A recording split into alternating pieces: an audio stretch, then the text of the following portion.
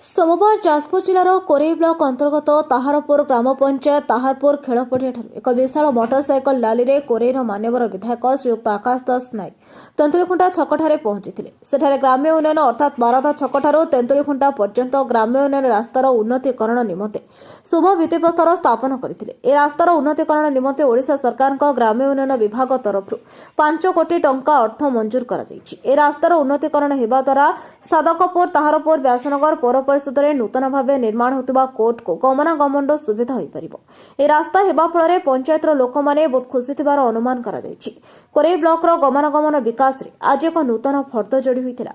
माननीय विधायक आकाश दास नायक प्रचेषा को कोरेई ब्लॉक जनसाधारण भूयसी प्रशंसा करथिले। ए परिप्रेक्षी में श्री दास नायक कहिथिले आगामी दिन में कोरेईर समस्त रास्तागुड़ी को सुदृढ़ीकरण कराଯିबार व्यवस्था करा जाउछि। ए भित्तिप्रस्तर कार्यक्रम में श्रीमती नलिनी प्रभा जेना अध्यक्षा जिला परिषद जाजपुर व्यासदेव मंडल सभापति अच्युतानंद दास तृप्तिमयी कोर पृथ्वीरंजन साहू चिंतामणि राउत उदय नायक नीलमाधव चक्र मायाधर जेना ब्राह्मणी देवी मंडल भापति राकेश जेना गोपाल साहू मनमथ जेना गौरपुर सरपंच सत्यानंद महापात्र अयोध्या जेना रंजन महांती हिमांशु पाढ़ी धनेश्वर बारिक पाटरंगा सरपंच रंजन दास सरोज जेना प्रताप साहू सुब्रत साई सरोज राव ताहारपुर पंचायत वीरसेन साहू सरोज जेना चिंतामणि राउत दुशासन आयच समीर जेना मायाधर जेना अमर मल्लिक गणेश नायक सत्यानंद साहू प्रफुल्ल बोईताई आशा महांती राजेन्द्र गाहाण प्रमुख बहु बीजेपी कर्मी माने जोग देथिले।